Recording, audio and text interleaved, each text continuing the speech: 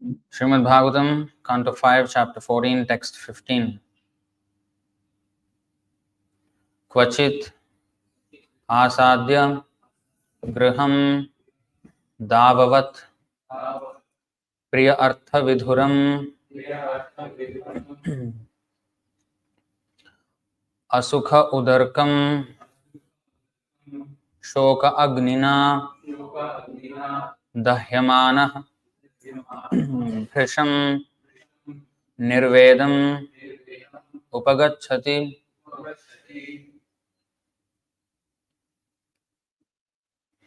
Kvachid asadya griham davavat priyartha vidhuram asukhodarkam shokagnina dahyamano bhrisham nirvedam upagacchati. Kvachit, sometimes, asadya, experiencing, griham, the home life, davavat, exactly like a blazing fire in the forest, priya artha vidhuram, without any beneficial object, asukha udarkam, resulting only in more and more unhappiness, shoka agnina, by the fire of lamentation, dahyamanah, being burned, bhrisham, very great, nirvedam, disappointment, upagacchati, he obtains. Translation and purport by His Divine Grace A.C. Bhaktivedanta Swami Srila Prabhupada Ki Jai. Translation: in this world, family life is exactly like a blazing fire in the forest. There is not the least happiness, and gradually one becomes more and more implicated in unhappiness. In household life, there is nothing favorable for perpetual happiness. Being implicated in home life, the conditioned soul is burned by the fire of lamentation. Sometimes he condemns himself as being very unfortunate, and sometimes he claims that he suffers because he performed no pious activities in his previous life. Please repeat. In this world, family life is exactly like a blazing fire in the forest. There is not the least happiness, and gradually one becomes more and more implicated in unhappiness. In household life, there is nothing favorable for perpetual happiness. Being implicated in home life, the conditioned soul is burned by the fire of lamentation. Sometimes he condemns himself as being very unfortunate, and sometimes he claims that he suffers because he performed no pious activities in his previous life. Purport. In the Gurvashtaka, Srila Vishwanath Chakravarti Thakur has sung Samsara Davala Nalalidha Loka Tranaya Karunya Ghana Ghanatvam. A life in this material world is exactly like a blazing forest fire. No one goes to set fire to the forest, yet the fire takes place. Similarly, everyone wants to be happy in the material world, but the miserable conditions of material life simply increase. Sometimes a person caught in the blazing fire of material existence condemns himself, but due to his bodily conception, he cannot get out of the entanglement, and thus he suffers more and more. Om Ajnanatimirandhasya Jnananjanashalakaya Chakshurunmilitam Yena Tasmai Shri Gurave Namaha. Shri Chaitanya Manobhishtam Sthapitam Yena Bhutale Swayam Rupah Kadamahyam Dadati Swapadantikam Vandeham Shri Guru Shri Yutapadakamalam Shri Gurun Vaishnavamscha श्रीरूपं साग्रजातं सहगण रघुनाथान्वितं तं सजीवं साद्वैतं सावधूतं परिजनसहितं कृष्णचैतन्यदेवं श्रीराधाकृष्णपादान् सहगण ललिता श्रीविशाखान्वितांश्च हे कृष्ण करुणा सिंधो दीनबंधो जगत्पते गोपेश गोपिका कांत राधा कांत नमोस्तुते तप्त कांचन गौरांगी राधे वृंदावनेश्वरी वृषभानुसुते देवी प्रणमामि हरिप्रिये वाञ्छाकल्पतरुभ्यश्च कृपा सिन्धुभ्य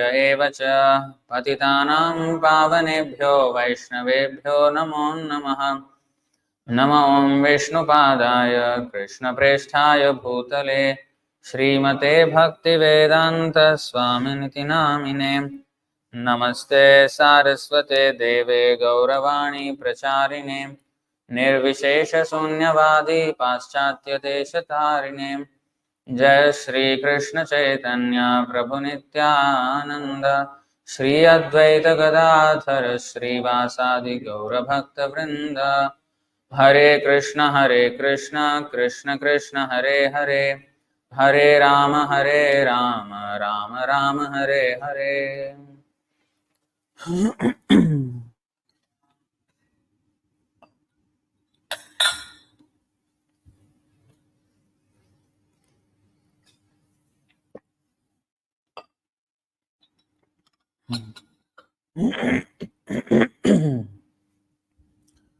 So, the most popular topic of Srimad Bhagavatam, condemning family life. So, Davavat Dava. Family life is considered as considered to be like a forest fire. Nobody sets the fire in the forest, but it takes place nevertheless, and one becomes subject to suffering. Now, there are a class of materialist philosophers who try to analyze and come up with explanations on how this material world works.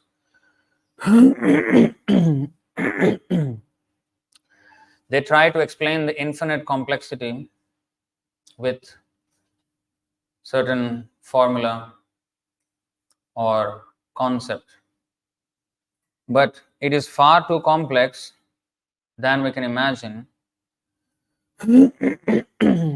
And to just lump all of that complexity in one word, they say chaos.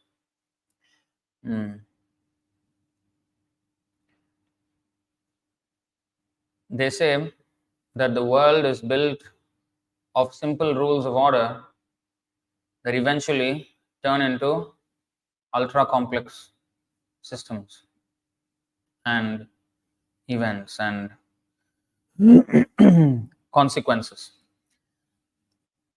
Like they give an example for if you drop a boulder or a stone from the top of a hill right at the peak, now it can fall. If you just leave it, it can fall in any way, either of the 360 degrees, whichever direction. And and it starts off in some random way, and then going down it will hit different rocks and which are inclined at different angles and different hardness, and eventually it end up somewhere which is unpredictable from the start. But the rule of order is gravity. So the rule is simple, but the consequence is unpredictable. And this is basically the idea of chaos theory. They call it chaos theory. So in this way, they try to explain the complexity of the material world, trying to break it down into simple rules of order. But we cannot grasp, we cannot contain this material world within our mind or intellect. So it is not worth analyzing in minute detail, trying to understand how the material world works.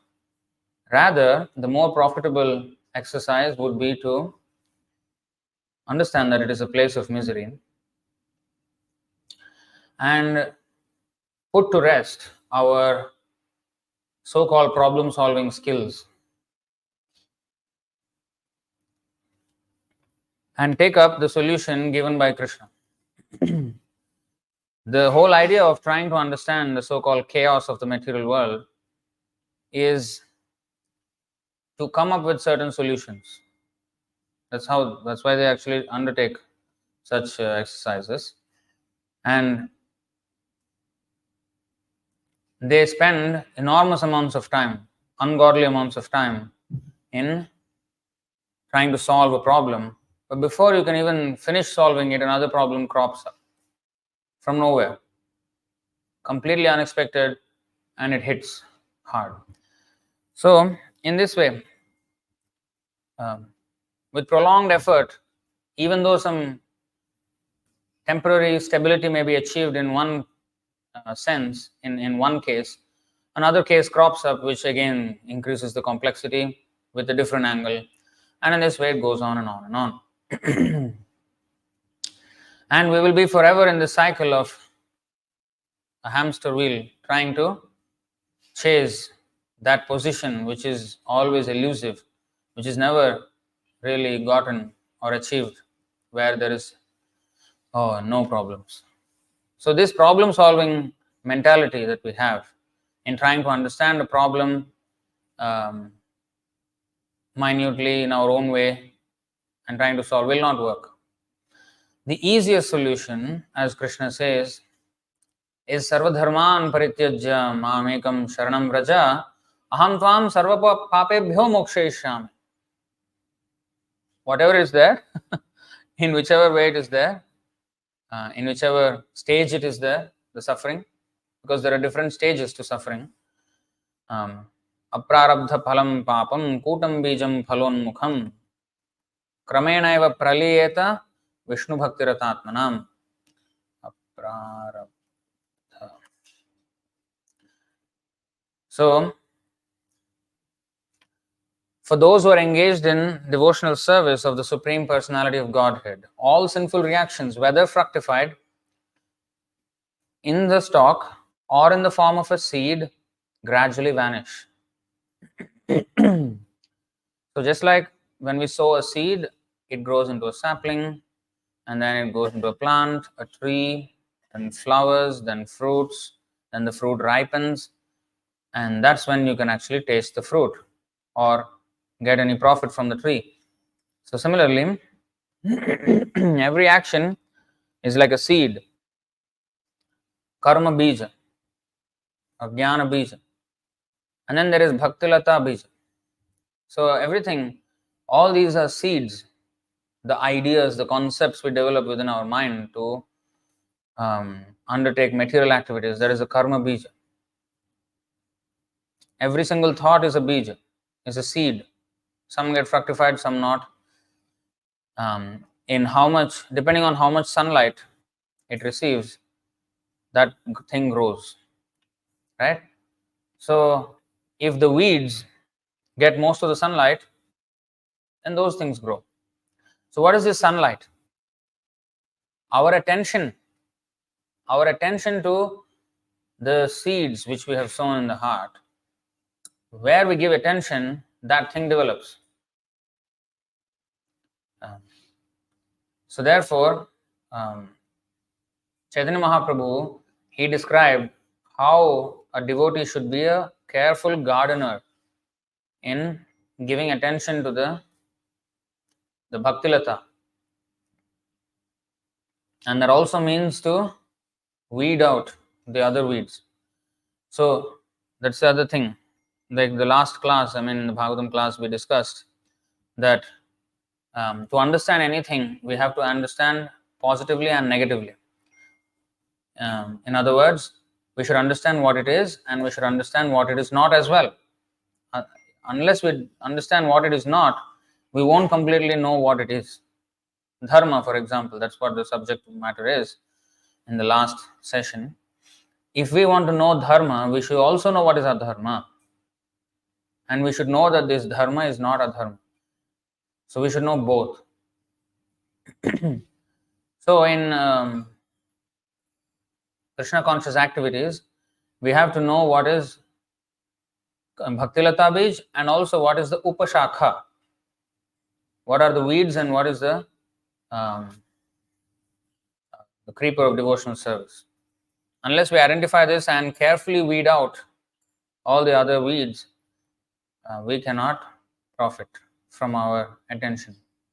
Because even though we are trying to give attention to devotion, it will get diverted to other weeds, which will ultimately kill the bhakti creeper. So anyway, this seeds of our desires fructify into words, develop into words and fructify into actions.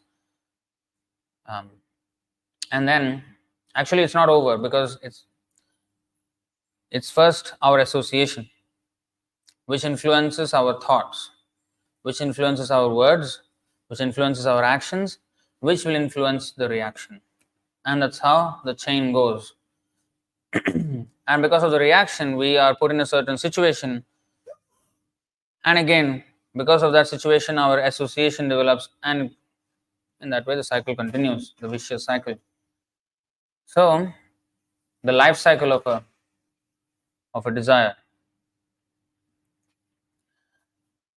It starts off with association, with what we associate, with whom we associate, with what modes of nature we associate.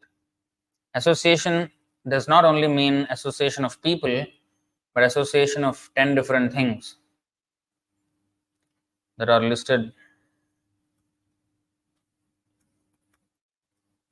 here,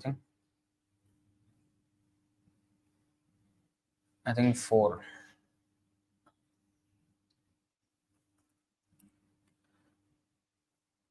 आगमोपः प्रजादेशः आगमोपः प्रजादेशः कालः कर्म च जन्म च ध्यानं मंत्रोऽथ संस्कारो दशैते गुणहेतवः. Gunahetava means, if you literally translate, it will be causes of the modes of nature, but actually modes of nature come first, and these are the things are products of the modes of nature, and then they become the cause of our association with those modes of nature. According to the quality of religious scriptures, or let's take even other books, any book, even fiction, what we read, what we consume,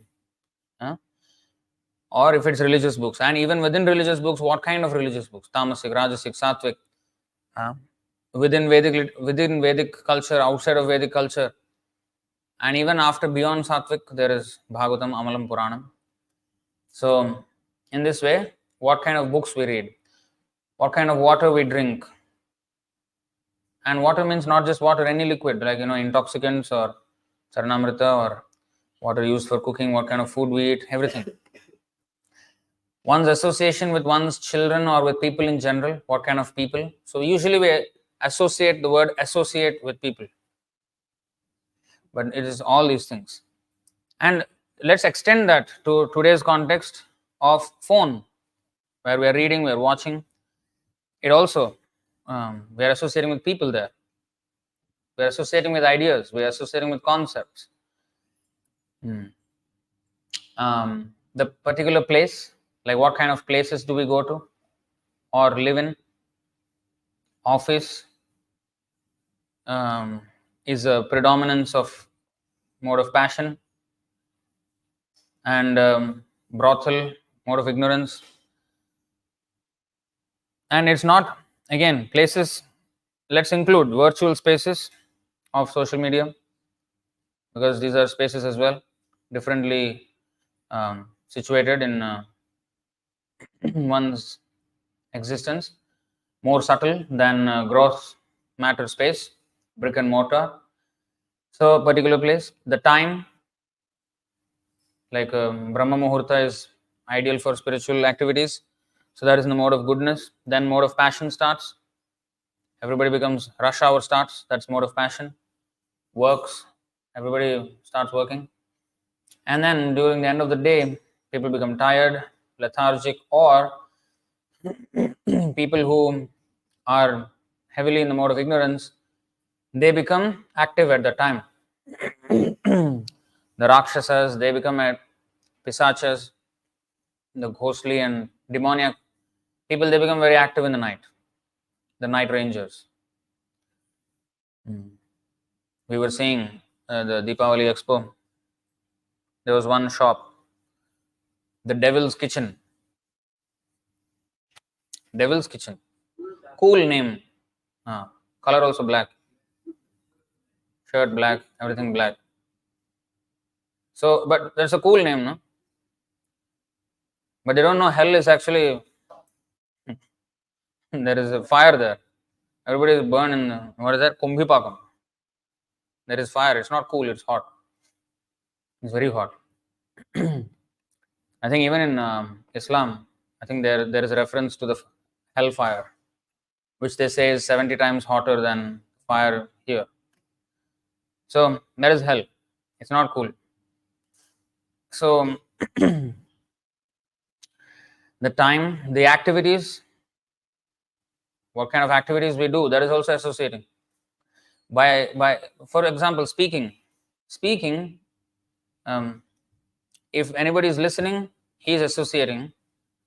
But just by speaking, I am also associating with that thought, with that whole thing, idea. There is also association. And when I am doing something, that is also, I am also associating in that. Although I am creating a result in this world for others to experience, but because I am heavily invested in that activity, I am associating with that mode of nature that the activity represents. For example, if I am singing, or if I am preaching, or if I am cooking for Krishna, then I am associating in thinking of Krishna.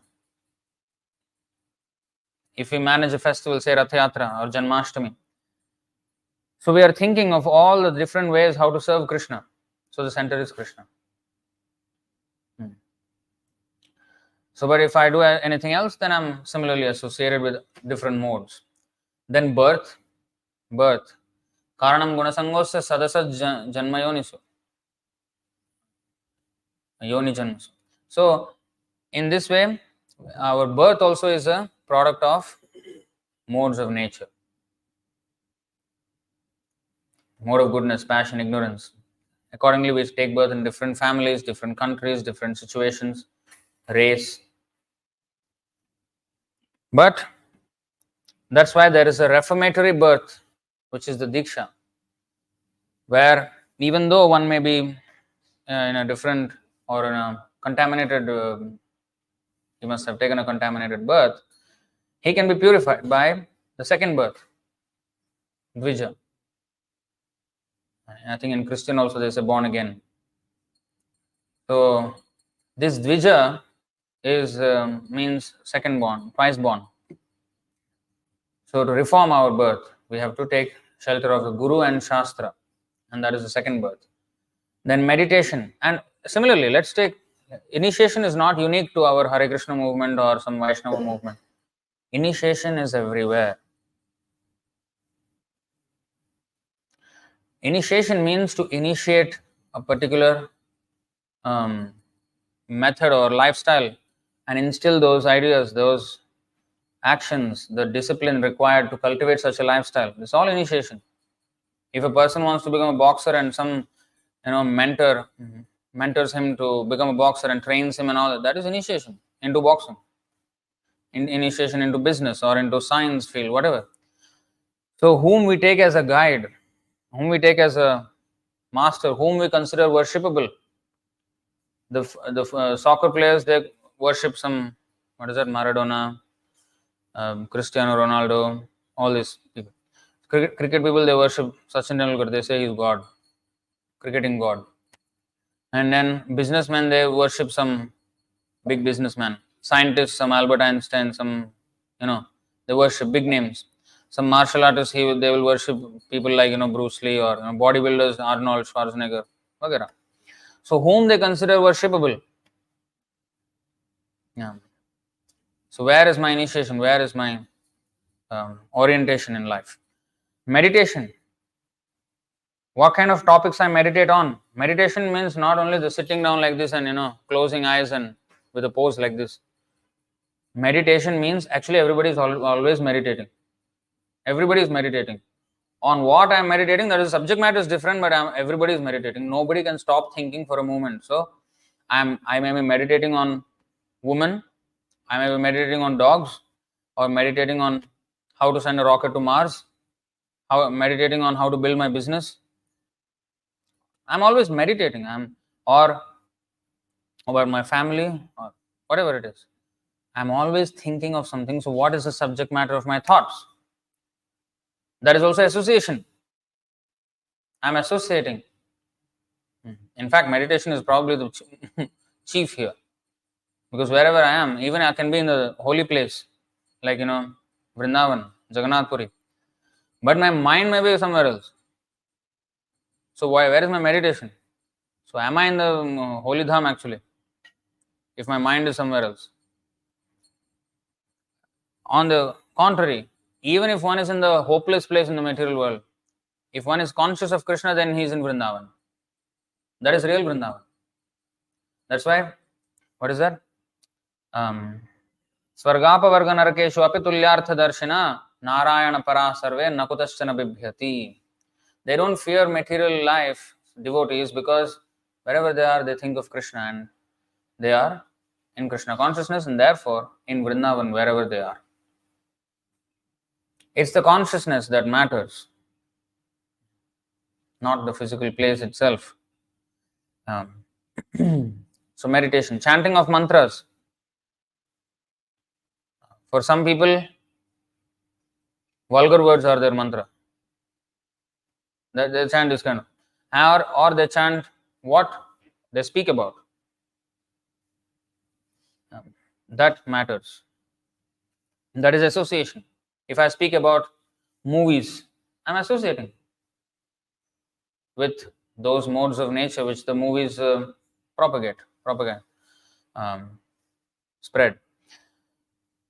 Instead of singing Vaishnava bhajan or Hare Krishna, if I sing some movie song, some pop song, then I'm associating with that mode of nature. So these are words which influence people's thoughts. And therefore, even when we are singing Vaishnava bhajan or we are chanting shlokas, we have to know what we are singing. I always tell this. Attentive singing, attentive reading, because we sing songs every morning out of routine. Samsara dāsa nalalīdhaloka. Voice is also not coming out. But we should meditate on what we are chanting. While we are chanting. Not that, of course, we ceremonially do like Guru Puja song, and after that we recite the entire translation. But while singing, we have to be aware of the meaning, what we are singing.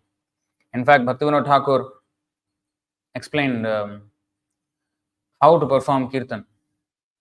And he says there are few styles of performing kirtan, and he prefers the Manohar Shahi style, in which new phrases are not invented and flowery ways of doing kirtan, but repeating the same line twice. That is Manohar Shahi. He says, even if our mind was somewhere else when we were singing, when we sing the second time, then our mind is brought back to the meaning of what we sing. But for this, we have to understand those words, what we are singing. For a Bengali to sing a Bengali song and meditate on its meaning is easier, but most of us are maybe not. Some of us are not even familiar with those words. So we profit if we read those meanings, word to word meanings, and even shloka recitation. When we recite some shloka, we should be aware as we are chanting in real time what we are chanting. Otherwise, it will become just like a sound. We are not associating with the words there. So that's not association.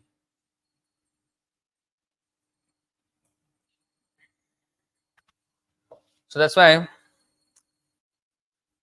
Krishna says, what is that? Mayarpita manobuddhi. Mame vaishya samshaya tasmat sarveshu kaleshu mam anusmara yuddhacha. Think of me and fight. We cannot think of Krishna and fight unless we fight for Krishna.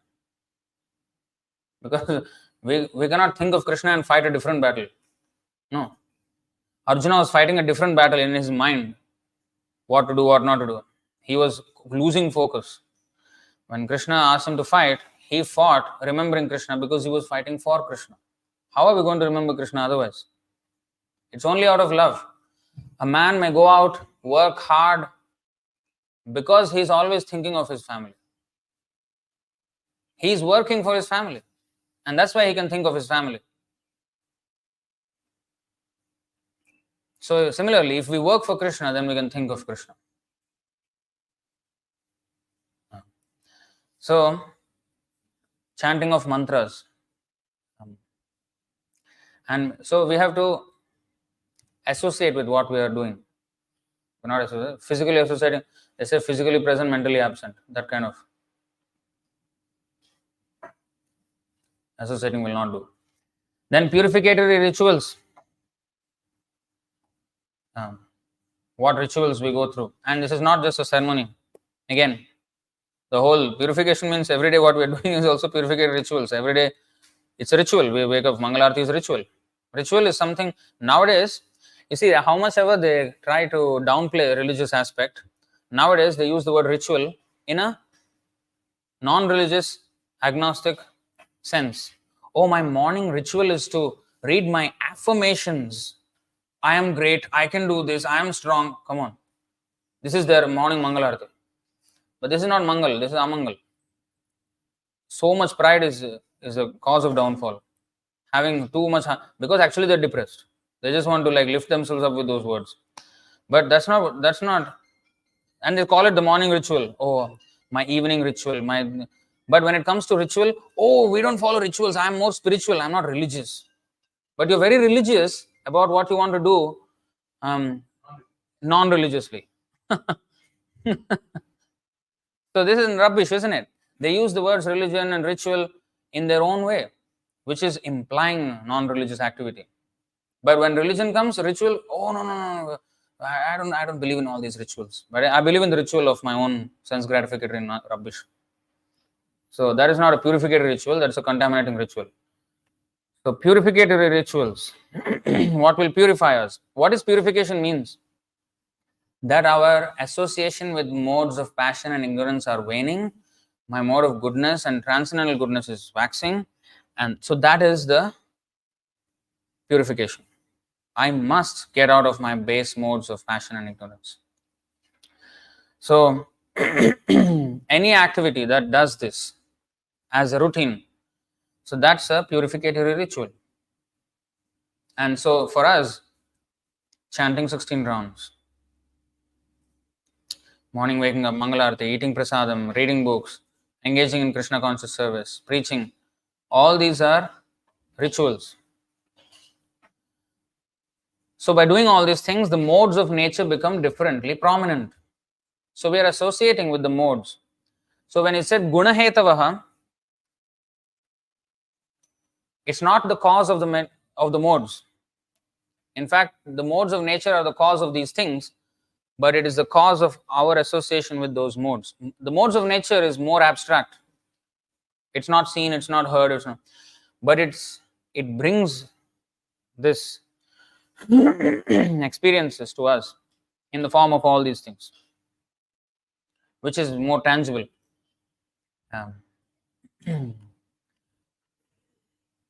So that's why it is a guna hetava, because for us that is the way to contact these modes. So in this way we associate, right? So in this material world, griham davavat, our seed, our primary seed which generates everything is lust.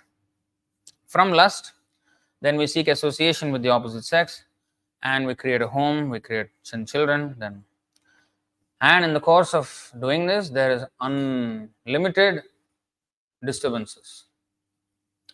And of course, Bhagavatam is replete with references which shows the troublesome nature of this material world.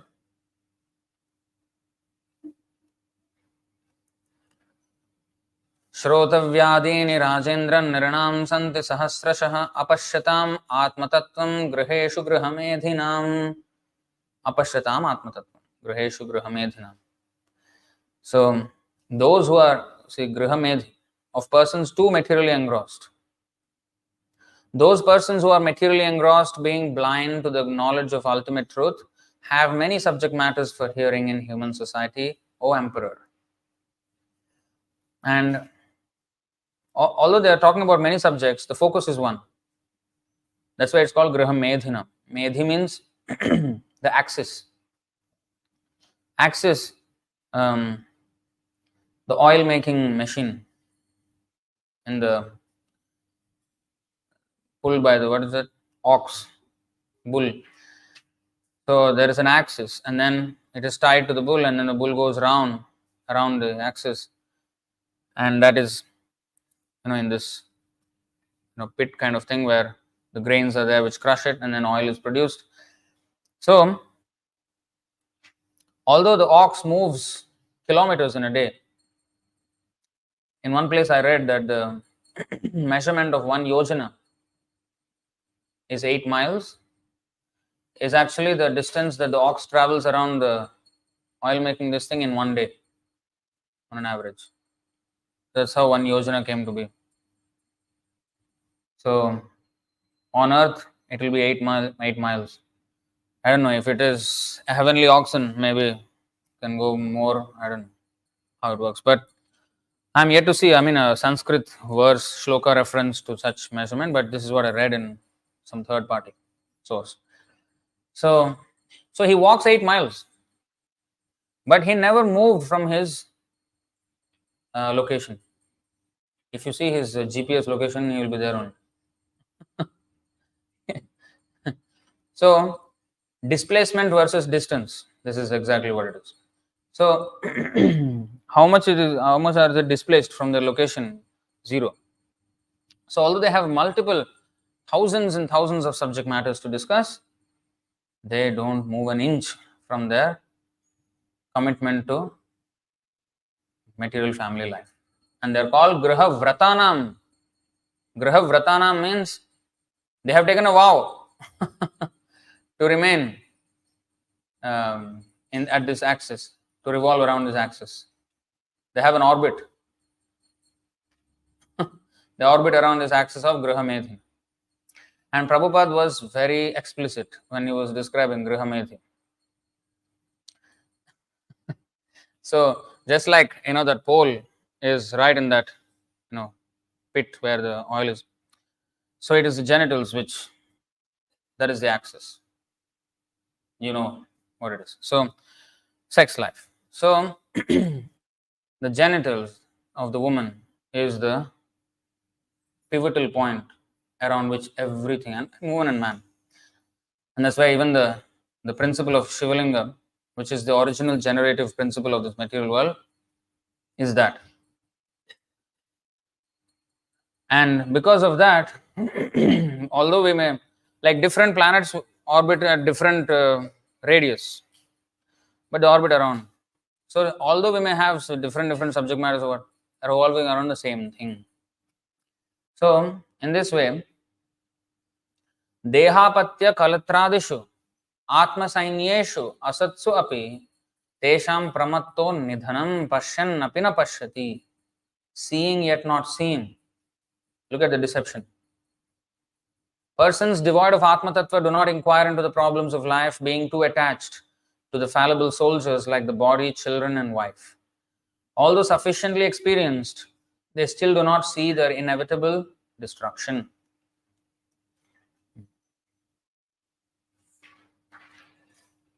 Pashyan apina pashyati, seeing yet not seeing. What is that? So our eyes may see, but no understanding. Like Prabhupada explained, you may look at the car engine, you open the bonnet and then see inside. The person who does not know anything, he does not know what it is, he just, all kind of materials put together there, he doesn't know what is what. But a mechanic who knows what is what, he will say, this is this, the function of this is this. He knows everything. So we are both are seeing, but one does not see, one sees. So, Pashyan apina pashyati. So therefore, seeing with our eyes is not real seeing. Shrutekshita, Shastra Chakshusha, means to see through the ear. And actually, we always, most of the time, see through the ear only, even materially. Like the sun is 93 million miles, they say. We never measured. None of us took a measuring tape and measured. And a measuring tape is not enough to measure. So we're relying on some scientist statements. So according to what they measured, they came up with some, and we are taking that. We never did it ourselves. We say, as much as we say science is observation and experimentation, we don't observe and experiment. We accept. Of course, there is a faster way to know, provided the source is infallible. If the source is fallible, then we are stuck with the wrong conception of life. So in this way, we see, but we do not see the real thing, the bigger picture, the actual thing that is going on. You see, that's why anything that happens in the world, people have different opinions about the same thing. But those who see through the Shastra, they have clear conception. They have clear vision, even of material things. And we should apply Shastra to observe material things in order to educate people in general. Like Srila Prabhupada, for example, comments on scientific matters, social matters, every field that the materialist is engaged in. Prabhupada engaged with all these people, and he presented the Krishna conscious solution to that problem. So that is required. We have to understand the problem and understand how Krishna consciousness will be the solution to this problem, articulate it and help others by showing them the Shastra. This is actually the problem, not what you're thinking is the problem. Because even to understand the problem is where they find difficulty. They even analyze the problem differently because of wrong understanding of how things work.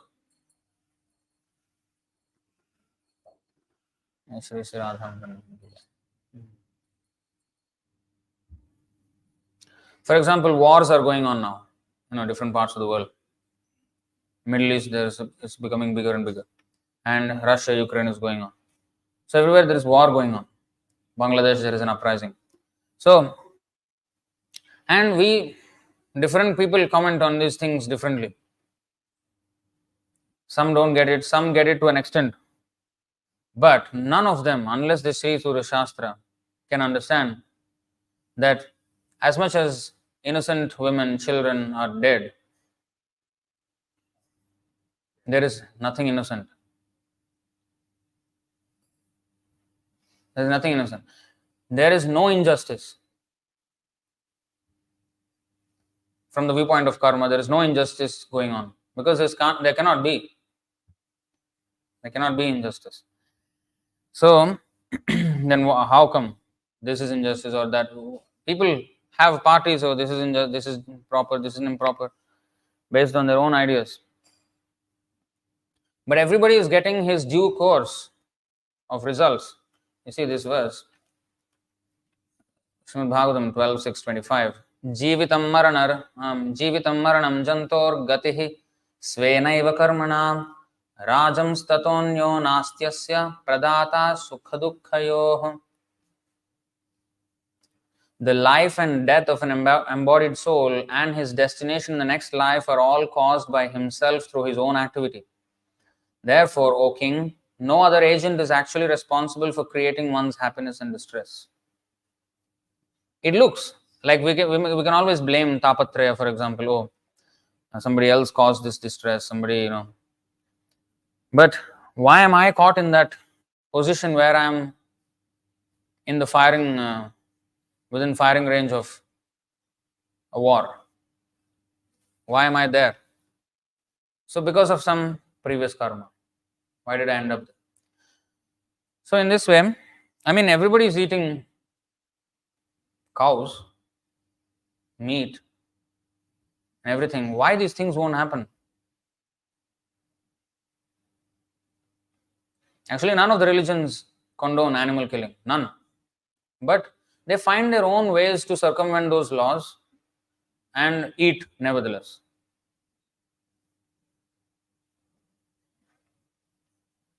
Like in Islam, blood is haram.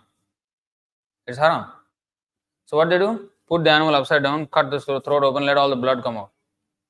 So that it is now bloodless meat. That's trying to circumvent. Oh, because blood is haram, okay, other than blood I can eat. But then in the meat, there will be capillaries, blood vessels, the veins are, yes, thick, but then the capillaries go finer and fine and fine. How can you ensure that not even a single drop of blood is there? You can't. So you actually cannot eat meat if you are a Muslim. If you want to strictly follow. Strictly follow. But, and same with Christianity. Thou shalt not kill. I'm sure Jews have I don't know about much of what their scripture and what they say about eating. They have kosher, what is it? Kosher meat, something like that. Which is something like they are halal. What is acceptable to their religion. So, they have these names, but is it really fully following the rules? So in any religion, especially these religions, they eat meat, especially cow. Who is right, who is wrong in the war? Well, karma is playing out. And same thing goes for anyone. So it's all a mess. And people are gravitating towards this ideology, that ideology, this is right, that is right. Some people say, oh, innocent people, women and children are being killed, what is that? Elderly are being killed, what is that? That is injustice. Now, of course, there is duty to be performed. Not that anyway, everything is, karma, and there's no injustice, let whatever happen. No. Our duty we must perform. If a king is there, he must make sure this should not happen. To the best of his ability, he should do that. Actually, not just to the best of his ability. In fact, he should take it upon himself if something, like, that boy, he was coming, that Brahmana, he was saying his boy died and he came to Ugrasena to complain that because of what kind of ruler you are, my son died. How much responsibility the king has? Even if a person dies in somebody else's family, like nothing to do with him, still he's responsible. So, unless one is in that platform, one should not rule. That's why it is said you cannot become a ruler if you cannot deliver your dependents. It's a dangerous business to become a leader in this Kali Yuga, especially of the materialistic people. 1/6 of the sin goes to the ruler. That is Bhagavatam statement, 4th canto. So this is very dangerous business. So anyway, we cannot rely on a religious government. So we have to conduct ourselves and keeping ourselves in the proper association, living within the means of whatever government is there, but associating nonetheless with devotees. So that's the only, like Prabhupada wrote in his Viraha Ashtastakam, that 64 verse, I think in one of them, where he said, glorifying Bhaktisiddhanta Saraswati Thakur, that it is, you yourself have said that this material world is not a place for sane people. Only insane people will be comfortable in this material world. But then you And big cities do not welcome saints. No, we want financial, might. We want business opportunities. That's what we want. Saints are not appreciated in the cities. But he said, you sent your disciples to London and start a hostel or something. Somehow or other, you want to exist in these cities.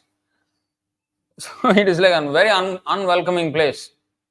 But the devotees go nonetheless and try to give opportunity for those people who are suffering to somehow associate with devotees. So that's the only solace.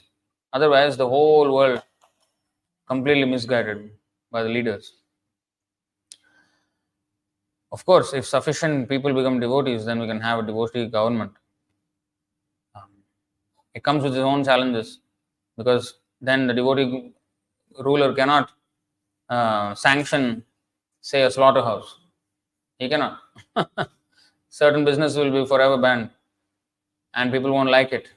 They may assassinate him. So, even if he wins by majority, the minority people may assassinate him. So, Kali Yuga is just horrible. So, we try to adjust in many ways, socially, familially, politically, by these agreements, treaties, pacts.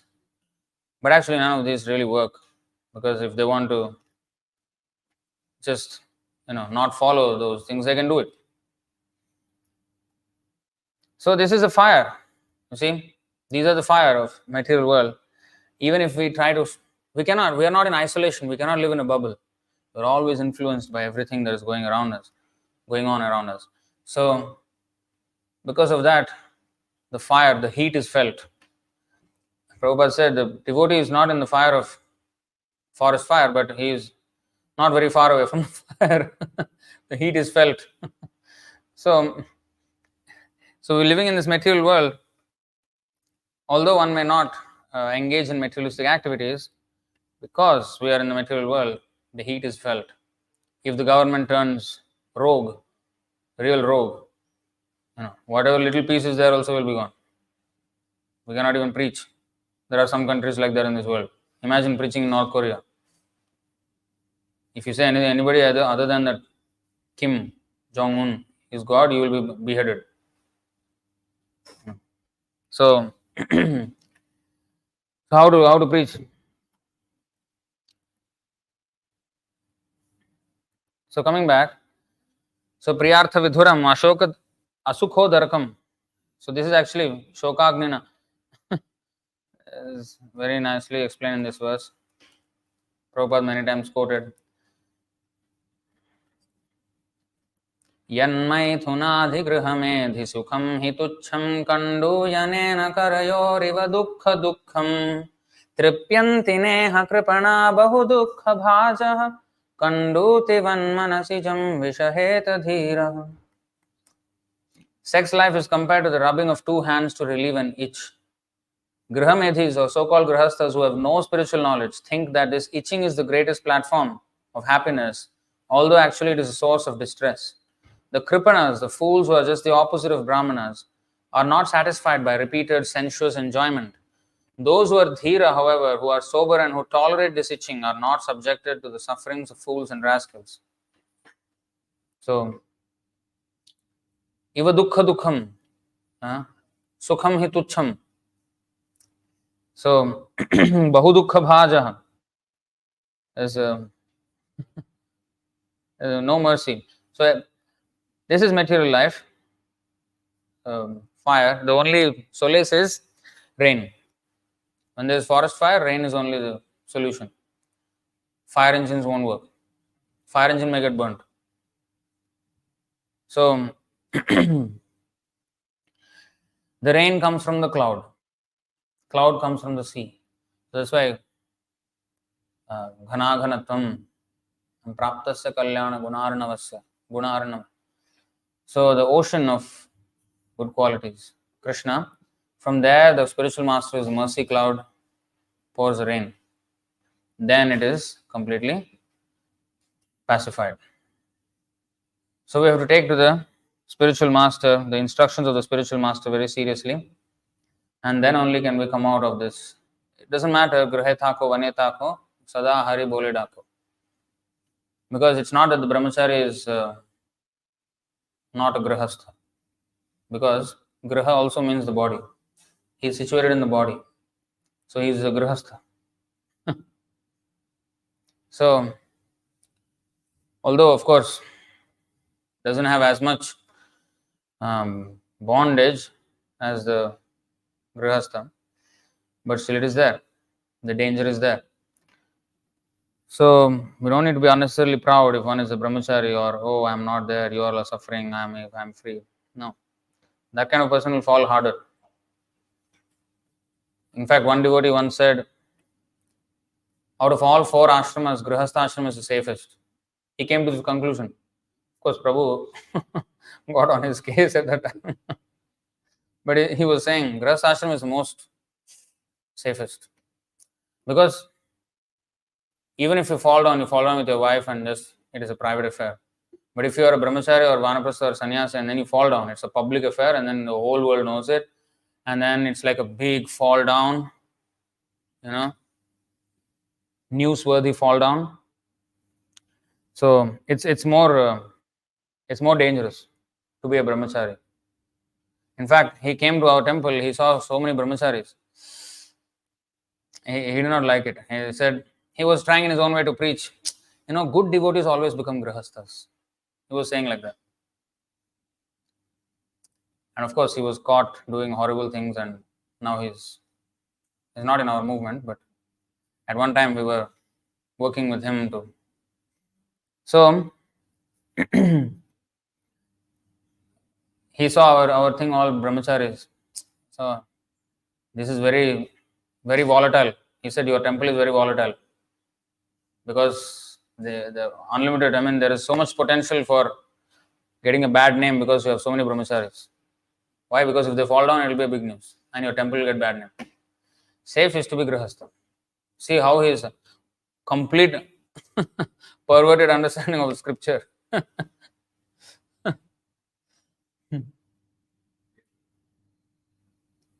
So why we should, yes, we should be alert with against Maya, but we should have the confidence in Krishna and take shelter of him. That's the whole point of this. Not that I am fallen, so let me remain in the most fallen position so that my fall is not so noticed. The thud with which I fall is not so much noticed, so it's okay. That is safest. That is complete stupidity. So, in fact, the grihasthas are supposed to associate with the renounced people, so that, like, how come these verses are here? And grihastha also must listen to it, because then only we will understand. We have to come out of it.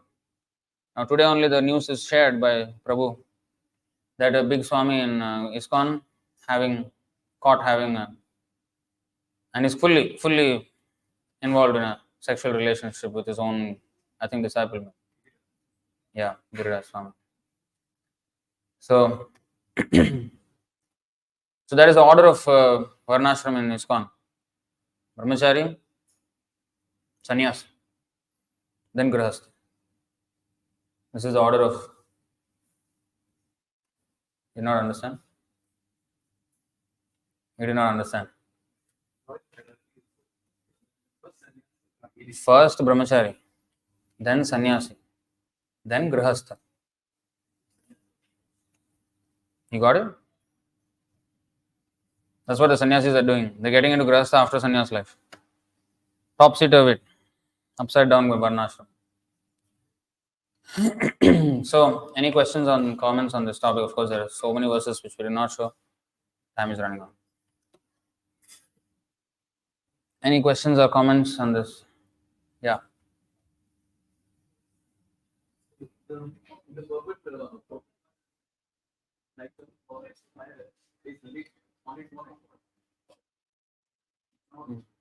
we get to the Grihastha, like, is it right? Or some Vasana not there? Do that as a big of that. Yeah, so when there is a spark, the wind will flare it up. So, and there are many, many winds in material life. Oh, Krishna. If you see Mukundamala Sutra, the 11th verse,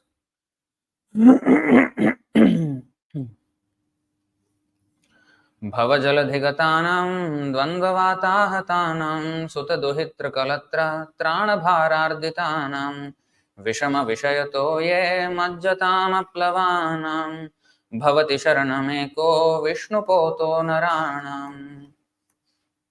The people in this vast ocean of birth and death are being blown about by the winds of material dualities. As they flounder in the perilous waters of sense indulgence, with no boat to help them, they are sorely distressed by the need to protect their sons, daughters, and wives. Only the boat that is Lord Vishnu can save them. So, yes, of course there are vasanas, of course there is. Only a completely purely liberated devotee is unagitated by anything material. Everybody else is agitated. So the whole program of Varnashram Dharma is to minimize the agitations. So if there is no grahastha life, if the boy is brahmachari and then can stay away from it, then the chance of being in the open wind is lesser, is protection. Like a lamp in a windless place, that Bhagavad Gita verse. So we have to create conditions where the lamp is in a windless place. If you put the lamp outside, there's always going to be wind. I think 6-9 is it? 19.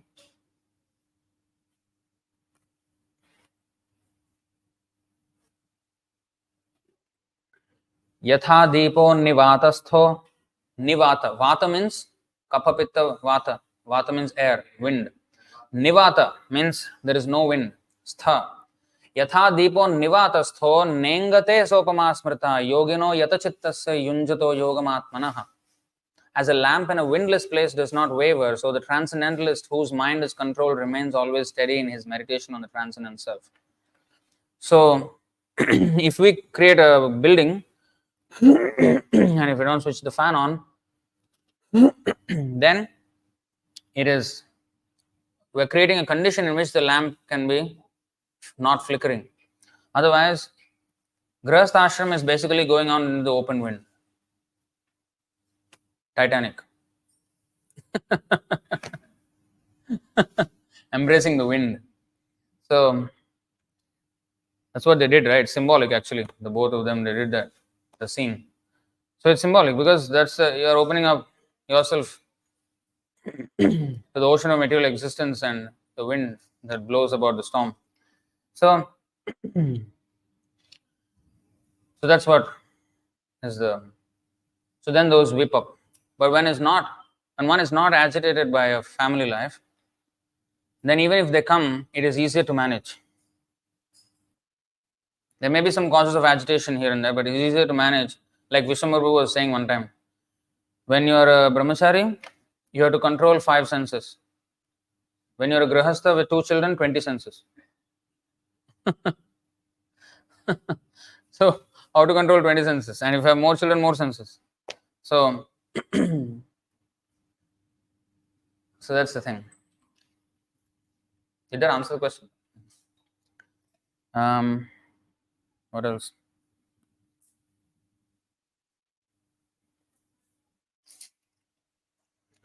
Srikant Tupurani is saying, we see government are involved in so many sinful activities like supporting sinful feminists. Governments say women have the right to do anything with their bodies. Hare Krishna. Yeah, so they promote these ideologies which are very, very harmful, more harmful than nuclear bombs. Because a nuclear bomb you can see the destruction. But when you convince the person to destroy himself, he will think, I'm enjoying myself, and he's destroying himself. So, self-immolation. Like, those days they used to do sati, like forcibly throw that woman inside the fire. Now they will convince the woman to jump into the fire, and she will herself jump. No, it is my right. They're doing the same thing, but in a more deceptive way. Instead of forcing the woman, no, you can do it. Jump, please. And she's jumping. And now this is all rights. This is all freedom of expression. If I want to jump into the fire, who are you to stop it? Okay. So then we have a society like this. All right. So any other questions or comments? We'll stop it here. Grantraj Srimad Bhagavatam ki jai. Srila Prabhupada ki jai. Jai Gaur Premanand.